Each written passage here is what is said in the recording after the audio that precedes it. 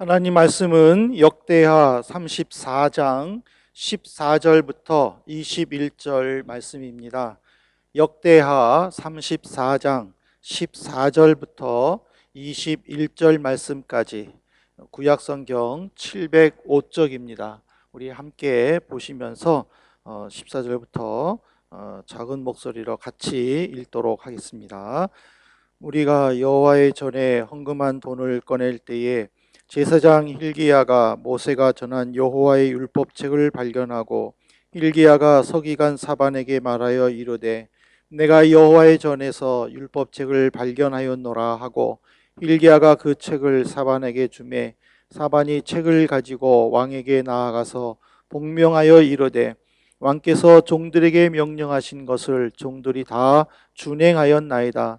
또 여호와의 전에서 발견한 돈을 쏟아서 감독자들과 일꾼들에게 주었나이다 하고 서기관 사반이 또 왕에게 아뢰어 이르되 제사장 hil기야가 내게 책을 주더이다 하고 사반이 왕 앞에서 그것을 읽음에 왕이 율법의 말씀을 듣자 곧 자기 옷을 찢더라. 왕이 hil기야와 사반의 아들 아히감과 미가의 아들 압돈과 서기관 사반과 왕의 시종 아사야에게 명령하여 이르되 너희는 가서 나와 및 이스라엘과 유다의 남은 자들을 위하여 이 발견한 책의 말씀에 대하여 여호와께 물으라. 우리 조상들이 여호와의 말씀을 지키지 아니하고 이 책에 기록된 모든 것을 준행하지 아니하였으므로 여호와께서 우리에게 쏟으신 진노가 크도다 하니라. 아멘. 오늘 이렇게 또 예배를 사모해서 예배자리에 나오신 우리 성도님들 주님의 이름으로 또 사랑하고 또 축복합니다. 모쪼록 드려지는 이 예배를 통해서 또 하나님의 부어주시는 그 은혜가 여러분들의 생업 위에 가정 위에 충만하시기를 바랍니다. 세상은 점점 흉흉해지고 있습니다. 또 소문에 소문이 꼬리를 물고 난리의 소식이 끊어지지 않고 있습니다. 좀 부정적인 시각으로 이 세상을 바라보면 정말 지구의 멸망이 곧 다가오나 예수님이 정말 오실 날이 가까워지나 하고 생각할 것입니다. 이런 세상에서 우리 성도들은 어떻게 처신하는 것이 좋을까요? 한번 말씀을 통해서 우리 한번 곰곰이 생각해 보는 시간이 되기를 바랍니다. 옛 속담에 어른 말을 들으면 자다가도 떡이 생긴다라는 말이 있습니다. 어른들이 경험이 풍부해서 삶의 지혜와 교훈을 잘 새겨 들으면 그만큼 유익이 된다라는 의미이죠. 사실 그 어른들의 그 가지고 있는 이 삶의 지혜는 아직까지 거기까지 살아보지 못한 사람들에게는 참 좋은 또 귀담아 들을 그런 말들이기도 합니다. 하지만은 또 어떤 사람들은 그런 어른들의 말을 꼰대라고 비하하면서 또 은근히 무시하는 그런 경향들이 종종 있습니다. 역대하 이 34장을 보면은 어떻게 보면은 그 어른들의 말을 귀담아 들은 한 인물을 소개하고 있습니다.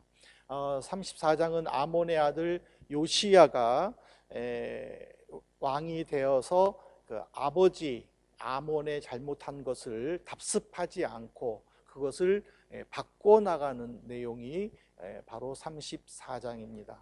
요시야의 아버지 아몬, 그 아버지는 바로 유다에서 가장 영적으로 포악하고 난폭한 왕 므낫셋입니다. 결국 하나님은 그 므낫셋을 징계하셨고 그가 바벨론에 포로로 가 있는 동안에 자기의 잘못을 깨닫고 회개하고 다시 유다로 돌아왔을 때에는 하나님의 기뻐하는 모습으로 그렇게 살았습니다. 그러나 그의 아들 아몬은 그 아버지의 잘못했던 옛날을 그대로 답습하였고 그러다가 왕이 된 지 2년 만에 자기 신하에 의해서 암살이 됩니다. 그리고는 이제 아들 요시야가 8살 나이에 왕이 됩니다. 아직 어린아이의 모습을 벗어버리지 못한 그 8살 왕을 할 수 없이 세웠지만, 그러나 신하들은 그 왕을 얼마나 뒤에서 조롱하고 또 우습게 보고 또 자기 마음대로 움직이게 하려고 얼마나 많은 음모들을 꾸몄겠습니까? 그런데 역대하 34장 2절 말씀을 보십시오. 여호와 보시기에 정직하게 행하여 그의 조상 다윗의 길로 걸으며 좌우로 치우치지 아니하고. 그러니까 하나님의 율법과 계명에 의해서만 판단하고 그렇게 행동했다라는 것을 보여줍니다. 요시야는 아버지 아몬의 죽음에 충격만 받은 것이 아니라 왕으로서의 목표를 분명히 세웠다라는 것을 이 말씀에서 다 보여주고 있습니다. 어떻게 어린 나이에 8살 나이에 이런 일들을 행할 수 있을까? 그것은 사실 그의 주변에 좋은 어른들이 있었고 그 어른들의 말을 귀담아 들었기 때문에 가능했다라는 것입니다. 먼저 경건한 신앙을 가진 어머니 여디다가 있었습니다. 그리고 또 이때 활동했던 선지자가 바로 예레미야입니다. 그리고 대제사장은 hil기야였고, 그리고 왕의 최측근이라고 말할 수 있는 서기관은 사반이었습니다. 이들은 정말 믿음에 굳건하게 선 자이고, 그리고 모든 것을 하나님 말씀에 의하여 생각하고 행동하고 말하던 자로, 그들은 어린 요시야 주변에서 어떤 나쁜 계획들을 하는 사람들을 막아주고 올바로 말을 전달해주고, 그랬을 때 요시야는 또 자기 주변의 어떤 신하들의 말보다는 또 이들의 말에 더 귀를 기울였기 때문에 결국에는 하나님의 일을 제대로 감당하는 왕으로 등극할 수가 있었다는 것입니다. 역대하 34장과 동일한 선상에 있는 열왕기하 22장에 보면은 평소 요시야 임금의 그 모습을 기록되어 있는데, 요시야 임금은 8살에 왕이 되어서 31년 동안 통치를 했는데, 왕이 된 지 8년 되는 해부터 종교개혁을 단행했고 12년째 되는 해부터 6년 동안 유대 전역에 있는 모든 우상들을 다 제거하는 작업을 장장 6년 동안 했고, 또 18년째 되는 해는 성전을 수리했고, 지금 율법책을 발견하고 그것을 읽고 옷을 찢었다라는 것은 바로 왕이 된 지 18년째 되는 해 성전을 수리하다가 바로 이 사건을 맞이했던 기간이죠. 그러니까는 31년의 통치 속에 절반 이상을 종교개혁에 온전히 힘쏟았다라는 것을 보여줍니다.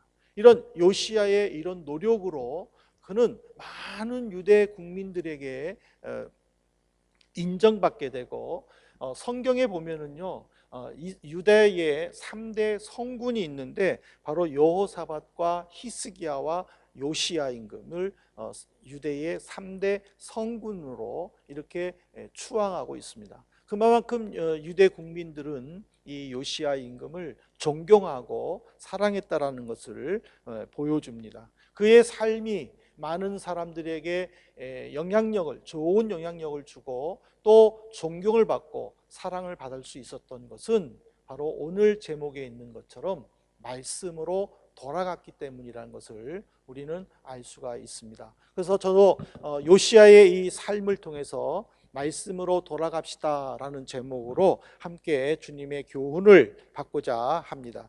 첫 번째로 왜 말씀으로 돌아가야 되느냐? 바로 하나님의 뜻을 이루어야 하기 때문입니다. 역대하 34장 19절의 말을 보면은 왕이 율법의 말씀을 듣자 곧 자기 옷을 찢더라. 그러니까 성전을 수리했는데 율법책을 발견했습니다. 율법책을 발견한 hil기야는 사반에게 줬고 사반은 왕에게 성전에서 이것이 발견되었습니다 하고 읽었습니다. 그 말을 들었을 때에 그는 자기 옷을 찢었다라고 했습니다. 하나님의 말씀을 들은 사람이 자기의 입고 있는 옷을 찢었다라는 것은 철저한 회개를 의미하는 것입니다. 이는 아무리 사회가 발달하고 살기 편해지고 생명이 연장되었다 하더라도 하나님의 뜻을 제대로 이루지 못할 때에 언제든지 하나님의 진노로 인간의 노력들이 한순간에 무너지는 것을 알기 때문에 회개를 통하여 하나님의 자비와 긍휼함을 받는 그런 모습이기도 합니다. 오늘 이 코로나 대유행병 시대를 바라보면서 많은 생각들을 하죠. 그리고 또 사회 심리학자들이나 정치, 경제, 또 종교계에서도 이 포스트 코로나를 진단을 하죠. 먼저 사회학자들은 이 코로나 여파 관계로 많은 사람들이 이 관계 형성을 소홀히 하고 또 점점점 사회가 개인으로 가게 된다라고 이야기합니다.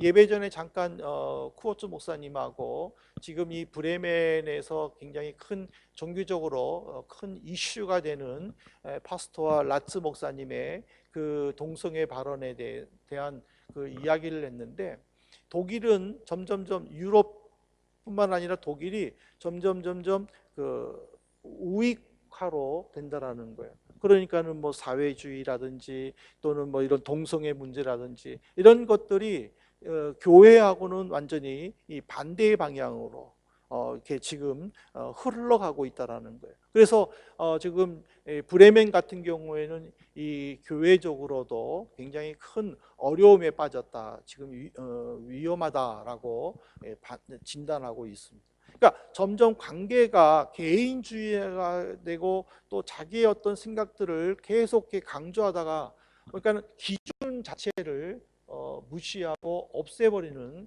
그런 경우들이 많이 있다라는 거죠. 또 경제계에서는 이 경제 손실로 인하여 사람들이 일자리들이 또 많이 사라지게 되고, 그리고 또 이제는 또 재택근무에 대해서 다시 한번 지금 그 판단하고 또 이렇게 재택근무를 또 지금 고민하는 그런 지금 이 경향으로 흘러가고 있죠. 정치계에서는 점점 이제 또 자국의 이익만을 위해서 대변하는 그런 정치를 펴게 된다라는 거죠. 네, 또 종교계에서는 어떤가? 종교계에서는 교회와 예배에 대한 시각이 이제는 완전히 변화된다라는 거죠. 지금 전까지는 예배 공동체에 집중을 했었는데, 이제는 그 예배 공동체보다도 자기의 어떤 편리에 의해서 신앙생활이 그렇게 조금씩 변화가고 있다는 거예요. 그래서 많은 교회들이 이런 상황 속에서 교회가 어떻게 보낼 것인가를 고민한다는 거죠. 쿠어츠 목사님은 지금 3개월 동안에 로마서와 또 야고보서와 또 이런 성경을 가지고 한 30분 40분 동안 매일 경건의 시간을 갖는데요. 라이브를 통해서 그러면은 한 50명 정도가 이렇게 또 독일 교회들이 50명 정도 교인이 참석을 해서 매일 그런 경건의 시간을 갖는다고 하더라고요.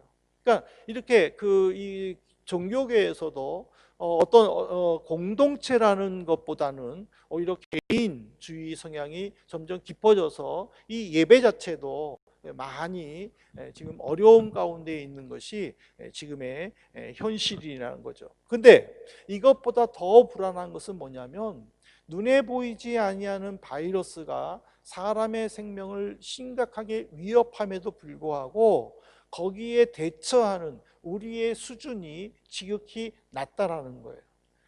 코로나 바이러스 같은 경우에도 작년 11월에 이미 시작을 했지만은 아직까지도 백신이 개발되지 못했고, 오히려 지금 세계 어느 나라나 제2차 대유행으로 지금 고민하고 있고 또 불안하고 있다라는 사실이랍니다. 그러니까 이런 상황 속에서 하나님의 자녀인 우리들도 덩달아 미래에 대한 그 불안과 근심 속에 살아야 되는가를 우리는 한번 고민해 보아야 할 것입니다. 그러나 말씀은 그런 불안과 고민으로 사는 것보다는 그런 힘들고 어려울수록 말씀으로 돌아가야 한다는 것을 우리에게 가르쳐주고 있습니다. 요시야 왕처럼 철저한 자기 회개를 통해서 하나님의 말씀으로 돌아가서 자기를 바라보고 사회를 바라보는 그런 믿음의 모습이 없이는 변화가 없다라는 거예요. 세상의 음악이지만은 요즘에 한국에서 트로트가 큰 이슈잖아요. 그 중에서 보면은 그 사랑의 재개발이라는 노래의 가사 중에 이런 게 있어요. 싹 다 갈아엎어 주세요. 머리부터 발끝까지 모조리 싹 다 갈아엎어 주세요. 그런 가사가 노래가 지금 유행이래요. 세상도 머리부터 발끝까지 다 바꾸기를 원하는 거예요. 모든 것이 변화되기를 원하는 거예요. 그런데 교회와 성도들이 이 믿음의 확고한 결의를 다지는 이 변화가 없이 그냥 생활에서는 안 된다라는 것을 이 말씀은 우리에게 도전을 주고 있는 거예요. 기독교 신앙이 왜 중요합니까? 그거는 하나님의 뜻을 이루기 때문이라는 사실입니다. 예수님께서 기도의 문자까지 문구까지 자세히 가르쳐 주시는 그 주기도문에도 보면은요, 아버지의 뜻이 하늘에서 이루어진 것 같이 땅에서도 이루어지다라고 나와 있습니다. 예수님은 제자들에게 이 기도문만 가르쳐 주신 것으로 끝내지 않았습니다.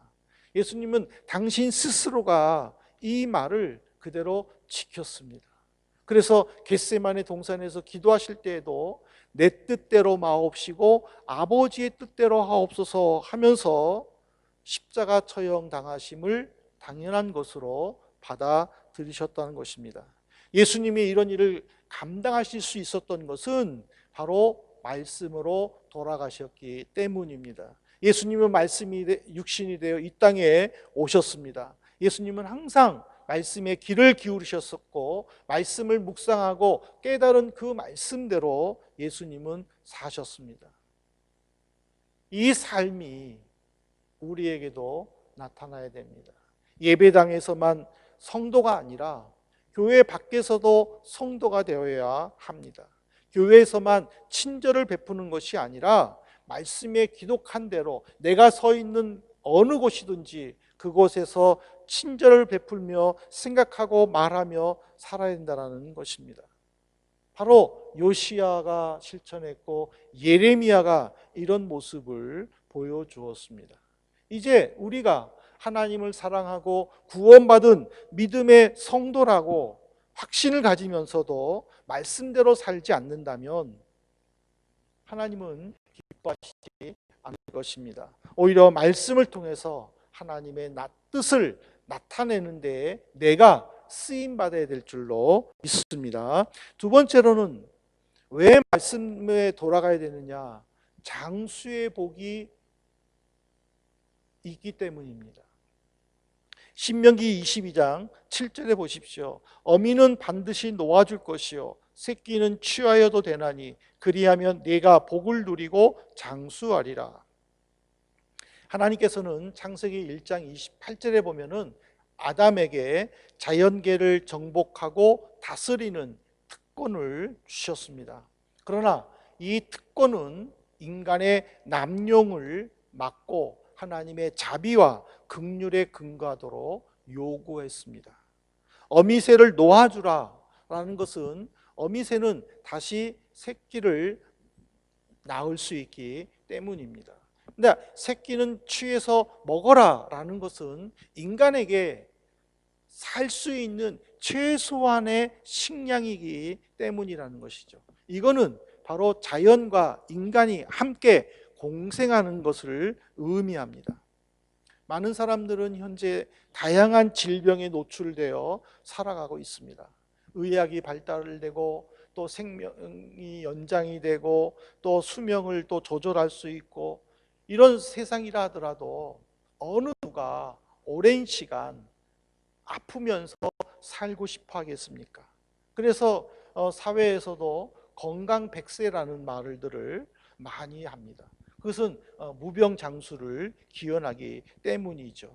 뭐 건강하게 오래 사는 방법에 대해서는 전문가들도 많고, 또 이 자리에 예배 드리시는 분, 또 현장 중계로 예배 드리시는 분들이 또 여러 가지 또 자기만의 어떤 지식들을 가지고 계시기 때문에 제가 깊이 말씀을 드리진 않지만, 정말 그런 마음만큼 건강하게 살고 계십니까?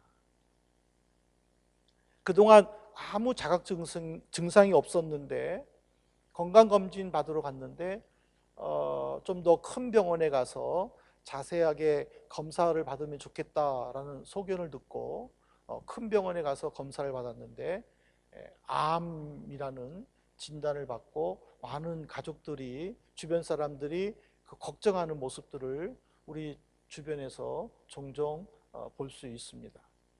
한 번도 병원에 가지 않고 건강하게 살았는데 좀 몸이 좋지 않아서 병원에 갔는데 의사가 좀 정밀 검사를 받아봐야 되겠다 하고 정밀 검사를 했는데 나오는 결과가 수술로는 고칠 수 없는 큰 병이다.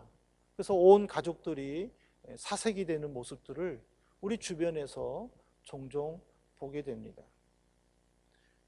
이런 모습이 지금 당장 나와 내 가족에게 나타나지 않아서 다행이고 안심이다라고 생각할 수는 있지만은, 언제 어떻게 나와 내 가족에게도 이런 일이 일어날 수 있는지 그 누구도 모르기 때문에 우리는 여전히 불안 가운데에 살고 있는 것이 사실입니다.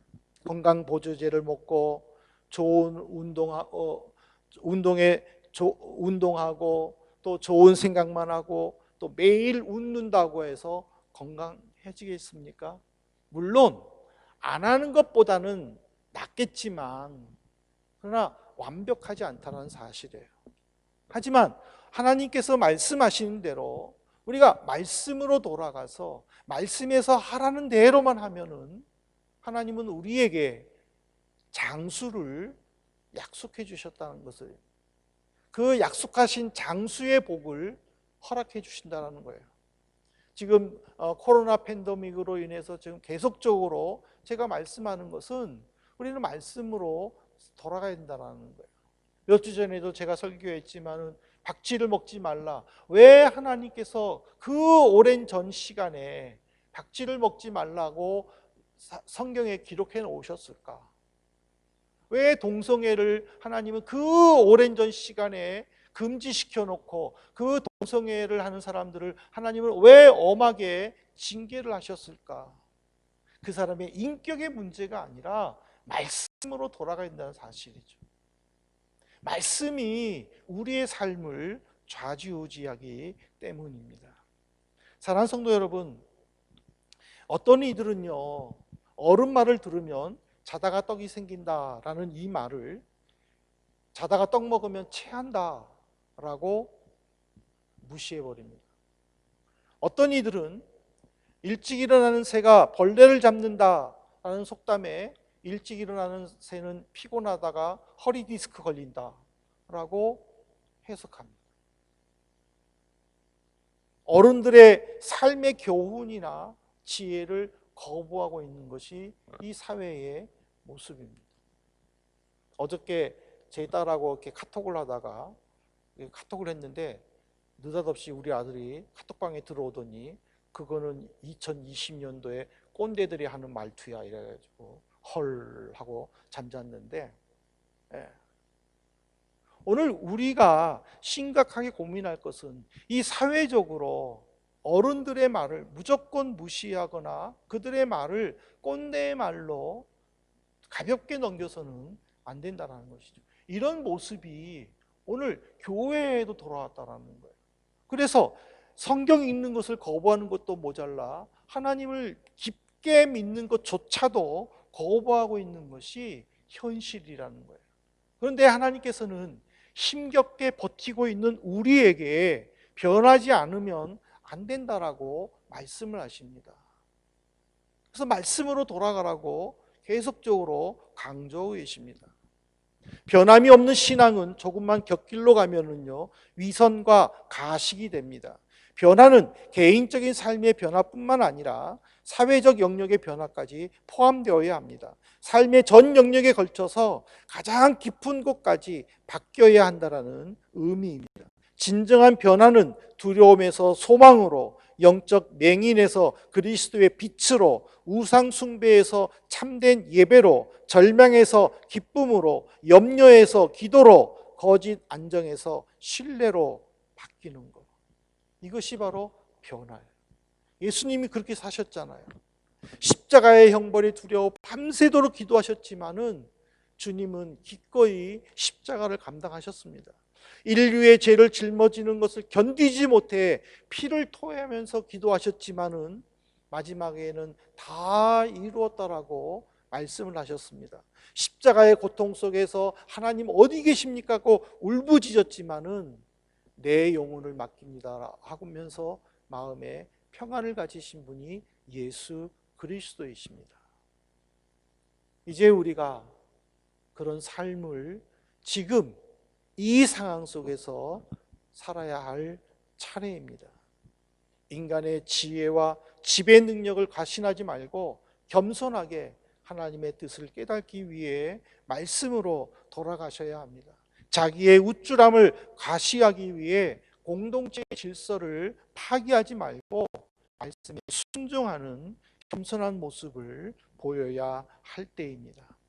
모쪼록 예배 현장에 오신 우리 성도님들, 또 현장 예배를 통하여 들으시는 우리 성도님들, 정말 말씀으로 돌아가서 하나님의 뜻을 깨닫고 주님께서 주시는 선물, 이 장수의 복을 받아서 하나님이 부르시는 그날까지 무병장수하시기를 주님의 이름으로 축복합니다. 오늘 이 말씀을 묵상하면서 우리 피아노 반주에 맞춰서 잠시 묵상으로 기도하겠습니다. 하나님, 내게 말씀으로 돌아가 주시고 또 나의 주변에, 또 우리 가족 주변에, 우리 한민 공동체 주변에 천군 천사들로 보호하여 주셔서 이 한 주간 또 건강하게 살게 해달라고 우리 함께 잠시 묵상으로 기도하시겠습니다.